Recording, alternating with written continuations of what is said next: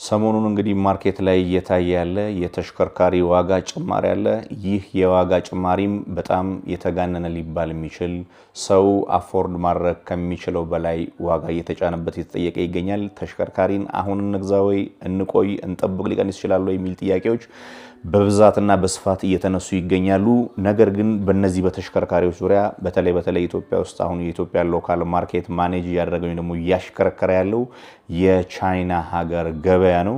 ኢትዮጵያ ውስጥ አሁን ገበያ ወጣችሁ ተሽከርካሪ መግዛት አለብን አውቶሞቢል እንግዛ ብትሉ ኦልሞስት ከ98% በላይ የሆኑት የቻይና ተሽከርካሪዎች ወይ ደግሞ ከቻይና ኢምፖርት የሚደረጉ ተሽከርካሪዎች ናቸው ማለት ነው። በዚህም ምክንያት ቻይና ሀገር ያለ ሕግ ኢትዮጵያን አፌክት ያደርጋታል ወይም ኢትዮጵያን ገበያ በደንብ የመረበሽ አቅምም ጉልበትም አለው ማለት ነው።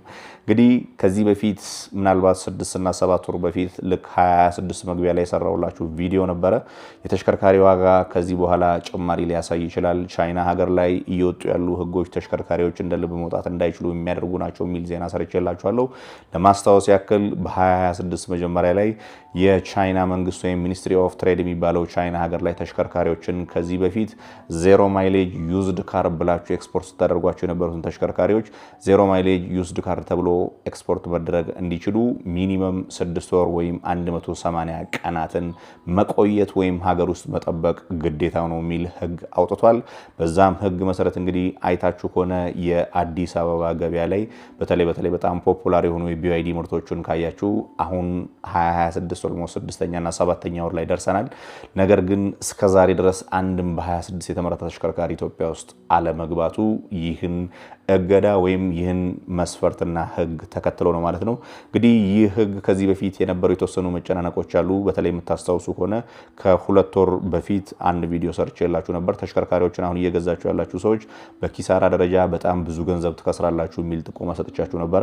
ያን ጥቆማ የሰጠሁበት ምክንያትም የተወሰነ 1 ሳምንት 2 ሳምንት ጦርነት ተካሄደና ሆርሙዝ ሰርጥ ተዘግቷል ሲባል በዛ ምክንያት የነዳጅ እጥረት ሲከሰት ሰዎች ሁሉ በድንጋጤ ወደ ኤሌክትሪክ ተሽከርካሪ መዞር ስላሰቡና ስለፈለጉ ማርኬቱ ላይ ያሉትን ተሽከርካሪዎች ተረባርበው ሲገዟቸው ያለምንም ምክንያት ያለምንም በቂ ነገር ተሽከርካሪዎች ላይ ዋጋ ከትንንሾቹ ላይ 500 ሺህ ብር ጀምሮ ትልቆቹ ላይ ደግሞ እስከ 2 ሚሊዮን 3 ሚሊዮን ብር ድረስ ጭማሪ የታየባቸው ተሽከርካሪዎች ነበሩ። ነገር ግን በወቅቱ ምክንያታዊ ያልሆነና ልክ ያልነበረ ጭማሪ ስለነበረ ተረጋጉ፣ ተሽከርካሪን አትግዙ ብዬ ጥቆማ ሰጥቻችኋለሁ። በዛም ጥቆማ መሰረት ተሽከርካሪን መግዛት ሰው ሲያቆም በጣም ብዙ የሚባል ገንዘብ ቀንሶ ተሽከርካሪ ወደ ነበረበት ዋጋ መመለሱን ታስታውሳላችሁ።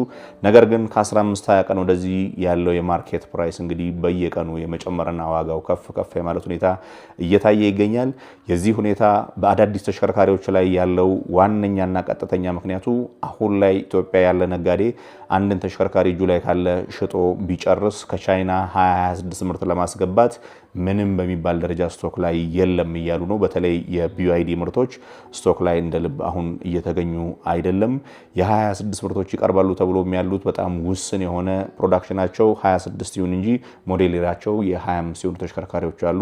ነገር ግን አብዛኛው ሊባል በሚችል ደረጃ ተሽከርካሪዎችን ወጥተው ማርኬት ላይ ማግኘትና መግዛት ስለማይችሉ በዛ ምክንያት የዋጋዎች መጨመር እየታዩ ይገኛሉ። እውነት ለመናገር 25ም የተመረቱ ተሽከርካሪዎች ቢሆን እስከዛሬ ድረስ የኢትዮጵያ ነጋዴ እየለቀማቸው ነው።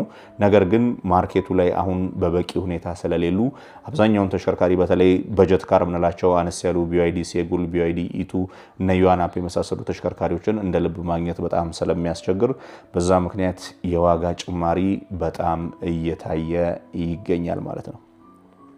አዲስ ተሽከርካሪዎች ላይ አሁን ወደድንም ጠላንም ቀጥተኛ የቻይና ገበያ ላይ ዲፔንደንት ሆነናል። ምክንያቱም ኢትዮጵያ ውስጥ ያሉት ተሽከርካሪዎች አፎርደብል ምንላቸው ትልልቆቹም ትንንሾቹም ከቻይና ሀገር ተመርተው ወደ ኢትዮጵያ ኢምፖርት የሚደረጉ ስለሆኑ እነዚህ ተሽከርካሪዎች ቻይና ሀገር ላይ ኤክስፖርት መድረግ እስካልጀመሩ ድረስ ኢትዮጵያ ውስጥ ማምጣት አይቻልምና በዛ ምክንያት ትንሽ አስቸጋሪ የሆነ ገበያውም እየተወሳሰበ የሄደበት ሁኔታ ነው ያለው። እንግዲህ ለማስታወስ ያክል የቻይና ሀገር መንግስት ይህን ህግ ሲያወጣ ህጉን ያወጣበት ዋነኛና ተቀዳሚ ምክንያት ነው ያለው ተሽከርካሪዎች ከሀገራችን ወደ ውጭ ኤክስፖርት ሲደረጉ ዲለር በሌለባቸው አምራች ካምፓኒ የወከላቸው ሰዎች በሌለባቸው እየሄዱ በጥገና እጦት በመለዋወጫ እጦት የቻይና ተሽከርካሪዎች አንደር ኳሊቲ ናቸው የሚል ስም እያሰጠን ስለሚገኝ ይህን ስማችንን ሜንቴን ለማድረግ ዲለር የሌለባቸው ሀገሮች ላይ ተሽከርካሪዎችን እንደ ልብ መላክ አትችሉም። ወይም ደግሞ ዩዝድ ካር ተብሎ ልክ ከዚህ በፊት የሚመጡ ተሽከርካሪዎች በነገራችን ላይ ኢትዮጵያ ውስጥ የምታዩቸው አሁንም ቢሆን ያሉት ተሽከርካሪዎች ከቻይና ሲወጡ ዜሮ ማይሌጅ ዩዝድ ካር ተብለው ምንም ያልተነዱ ነገር ግን በዩዝድ ካር ስም የሚመጡ ነበሩ። ዩዝድ ካር ሲባል እንግዲህ ቻይና ሀገር ላይ ከዚህ በፊት ኤክስፖርት ሲደረግ ኤክስፖርት ላይ ራሱ ታክስ የሚቀነስላቸው ነበረ። ፕላስ ማበረታቻ መንግስት የተወሰነ ስለሚሰጣቸው ነበር ያን አሰራር የሚሰሩት። አሁን ባለው ተጨባጭ ሁኔታ እንግዲህ ዲለሮች ካልሆኑ በስተቀር አሁን የተመረተውን ተሽከርካሪ ወደ ሀገራቸው ኢምፖርት ማድረግ አይችሉም፣ ወይም ደግሞ ለዲለሮች ካልሆነ በስተቀር ኤክስፖርት ማድረግ አትችሉም። አምራች ካምፓኒው የወከለው ተወካይ ካለ ሰብ ዲለር ወይም ዲለር ባለበት ሀገር ብቻ መላክ ትችላላችሁ የሚል ህግ ስለወጣ በዛ ምክንያት የተሽከርካሪዎች እጥረት እየተፈጠረ ይገኛል ማለት ነው። ኢትዮጵያ ውስጥ አሁን ባለንበት ተጨባጭ ሁኔታ ሞይንኮ የቢዋይዲ ዲለር ነኝ ብሎ ወርክሾፕ ከፍቶ ሾሩሞችም አሉ፣ ተሽከርካሪዎችንም አምጥቶ እየሸጠ ይገኛል። ነገር ግን ኢትዮጵያ ላይ ያለውን ማርኬት ዲማንድ ራሱ ሞይንኮ ብቻውንም ያሟላል ወይም ደግሞ ሙሉ በሙሉ ከቨር ማድረግ ይችላል የሚል እምነት የለኝም። ከዛም በተጨማሪ እስከዛሬ በሞይንኮ የመጡ ተሽከርካሪዎችን አይታችሁ የማስተውላችሁ ከሆነ ለኢንተርናሽናል ማርኬት የቀረቡ በኤክስፖርት ስታንዳርድ ያሉትን እስካሁን ያመጣው ሻርክ 06 የሚባለው ፒክአፕ ተሽከርካሪ ነው እንጂ ሌሎች ተሽከርካሪዎች ማንኛውም ሎካል ነጋዴ በሚያመጣው መሰረት ለቻይና ሎካል ማርኬት የተመረቱን ተሽከርካሪዎች ብቻ ነበር እያመጣ ያለው። ለዛ እንግዲህ ማርኬቱ አሁን በምታዩት መልኩ የመጨናነቅና ማርኬቱ ላይ እጥረት የመፈጠር ነገር ታይቷል። በዚህ ምክንያትም ዋጋዎች እየጨመሩ እየተስተካከሉ ሊሄዱ ይችላሉ ተብሎ ይታሰባል ማለት ነው። በዚሁ ትይዩ ግን ማየት ያለባችሁ አሁን ላይ በተለይ የቢዋይዲ ምርቶችን ቻይና ሀገር ላይ መግዛት የሚፈልግ ሰው ካለ በተመሳሳይ ሰዓት አምራች ካምፓኒ ወይም ደግሞ ቢዋይዲ በራሱ እነዚህን ተሽከርካሪዎች ኤክስፖርት ማድረግ ትችላላችሁ ሲል በብዛትና በገፍ እያወጣ ስለሚያስረክባቸው ራሱ ለቻይና ሎካል ማርኬት የተመረቱትን ቢሆን ኤክስፖርት ለማድረግ ሲፈቅድላቸው ካምፓኒው በተመሳሳይ አይነት መኪናዎች ኤክስፖርት እየተደረጉ ስለሆነ ምናልባት ነገ ከነገ ወዲያም በአንድ የተነሱ እነዚህ አሁን ማርኬት ላይ ያሉ የተባሉ ተሽከርካሪዎች አነስተኛ ተሽከርካሪዎችን ኤክስፖርት ማድረግ ትችላላችሁ ተብሎ ለኤክስፖርት ፍቃድ ካገኙና ኤክስፖርት ከተደረጉ አሁን ካለው ዋጋም በደንብ ሊቀንስ እንደሚችል ግምታችሁን መያዝ ወይም ማስቀመጥ ይጠበቅባቸዋል ማለት ነው። ከቢዋይዲ ውጭ ያሉ ተሽከርካሪዎች እንግዲህ እንደምታውቋቸው የኢትዮጵያን ማርኬት አሁን እንደ አዲስ እየገቡ ያሉ እንደ አዲስ የተለማመዱ ያሉ እንደነ ቻንጋን አይነቶች ተሽከርካሪዎች በብዛት እየመጡ ይገኛሉ። ነገር ግን የነዚህ ተሽከርካሪዎች ቀጣይነት ምን ያክል ይሆናል የሚለውን አብረን የምናይ ይሆናል። ተሽከርካሪዎቹ በስፔሲፊኬሽን ደረጃ ጥሩ የሚባል ስፔሲፊኬሽን ያላቸው በኢትዮጵያ ውስጥም ሊወደድ የሚችል በተለይ ዋጋቸውን በጣም ቅናሽና አፎርደብል የሚባል አይነት ተሽከርካሪዎች ናቸው። ነገር ግን ኢትዮጵያ ማርኬት ላይ መጥተው አሁን ማርኬቱን እንደ አዲስ የተቀላቀሉና ጆይን እያደረጉ ይገኛሉ። እነዚህ ተሽከርካሪዎችም እየተለመዱ ከመጡና ኤክስፖርት ላይ ምንም እንከን ከሌለባቸው እንደ ትልልቅ አምራች ካምፓኒዎች የማይከለከሉ ከሆነና ኤክስፖርት የሚያደርጉ ከሆነ የተወሰነ ዋጋ ማሻሻያ ማረጋጊያ ሊኖር እንደሚችል የኔ ግምት ነው።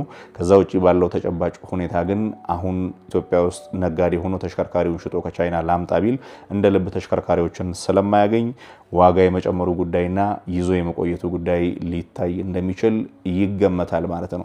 ሌላኛው ጎን ለጎን ማየት ያለባችሁ የአዳዲስ ተሽከርካሪዎችን ሳይሆን ዩዝድ ተሽከርካሪ ምንላቸው እነ ቶዮታ ቪትስ፣ እነ ቶዮታ ኮሮላ፣ ሱዙኪ ዲዛይር፣ ሴሌሪዮ፣ ኤስፕሬሶ ምንላቸው በጀት ካር ምንላቸው አነስተኛ ተሽከርካሪዎች ድሮ ከነበሩበት ዋጋ በጣም የተጋነነ ጭማሪ ታይቶባቸዋል። እንግዲህ ነዳጅ ተሽከርካሪ ምናልባት ኢትዮጵያ በቅርቡ ወደ ዓለም ንግድ ማህበር ትቀላቀላለች ተብሎ ይታሰባል። ወደዛ ከተቀላቀሉ ክልከላው ሊነሳ እንደሚችል ይጠበቃል።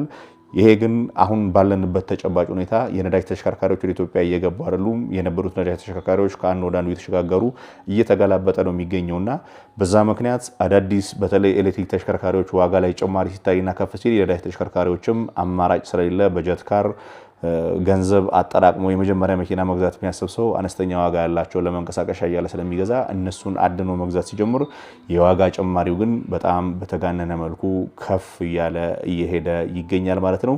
ለነዚህ እንግዲህ ለዩዝድ ካሮቹ መድኃኒት ሊሆን የሚችለው በቀጥታ የነዳጅ መኪና የሚፈቀድ ከሆነ አብዛኛዎቻችሁ ሰምታችሁ ሊሆን ይችላል። የዓለም ንግድ ድርጅት ውስጥ ኢትዮጵያ የምትቀላቀል ከሆነና የምትፈርም ከሆነ ብዙ የሚባሉ አስገዳጅ ሕጎች ይወጣሉ። በዛም ሕግ መሰረት አሁን ተደርጎ ያለውን በመመሪያ ብቻ ለኤሌክትሪክ ተሽከርካሪዎች እንጂ ለነዳጅ ተሽከርካሪዎች ዶላር እንዳይፈቀድላቸው የሚል መመሪያ ሰርኩላል ዞሮ ብቻውን የተከለከለበት ነገር ነገ ከነገ ወዲያ እንደማይኖር ይገመታል ማለት ነው። ይሄ ነገር በአጭር ጊዜ ውስጥ እልባት አግኝቶ ተስተካክሎ ኢትዮጵያ ወደዛ ከተቀላቀለችና ተሽከርካሪዎች አዳዲሶቹ መግባት የሚጀምሩ ከሆነ አሁንም ቢሆን ኢንተርናሽናል ማርኬት ላይ ለምሳሌ እነ ሱዙኪ ሴሌሪዮ፣ ሱዙኪ ኤስፕሬሶ የሚሸጡበት ሀገራቸው የሚሸጡበት ዋጋ በጣም ትንሽ የሚባል ኢትዮጵያ ውስጥ ቢመጣ ከ1 ሚሊዮን 500 ሺህ ብር በታች መሸጥ የሚችሉ ተሽከርካሪዎች ናቸው። ነገር ግን መግባት ባለመቻላቸው ምክንያት ብቻ የዋጋ ጭማሪው አሁን በምታዩት መልኩ ከፍ ያለ ሆኗል ማለት ነው። እንግዲህ እዚህ ላይ እናንተ ዋጋ ማስተካከያ ሊኖረው ይችላል ብላችሁ የምታስቧቸውን እውነታዎች ወይም ደግሞ መረጃዎች ካላችሁ በኮሜንት ስር ጻፉልኝ። ለቀጣይ ሳምንት እንወያይበታለን ብላችሁ የምታስቡት ነገር ካለ ነው በዚህ ዙሪያ ብንነጋገር ብንወያይ ብላችሁ የምታስቡትን ነገርም ኮሜንት አድርጉልኝ። ከዚህ በፊት እንግዲህ ዩቲዩብ ላይ ብዙ ቪዲዮዎችን እየለቀቅኩ አይደለም። ለረጅም ጊዜ ዩቲዩብ ላይ ቪዲዮ ለቅቄ አላቅም። በእርግጥ ከ20 ቪዲዮ በታች የሆኑ ቪዲዮዎችን ለቅቄ ወደ 18500 ሰብስክራይበሮች ነበራችሁኝ። ለዚህ ሰብስክራይበር እስካሁን ቪዲዮ ባለመስራት ይቅርታ ጠይቃለሁ። ለቀጣይ ግን በየሳምንቱ አንዳንድ ቪዲዮ የምንሰራ ይሆናል። እንወያይበት ብላችሁ የምታስቡትን ነገር ኮሜንት ስር ጻፉልኝ። አሁን ባነሳውላችሁ ሐሳብም የምታረሙኝ የምታስተካክሉኝ ወይም ደግሞ ማጠናከሪያ ይሆናል ብላችሁ የምታስቡት ነገር ካለ ኮሜንት አድርጉኝ። መልካም ጊዜ። ሰላም ሁኑ።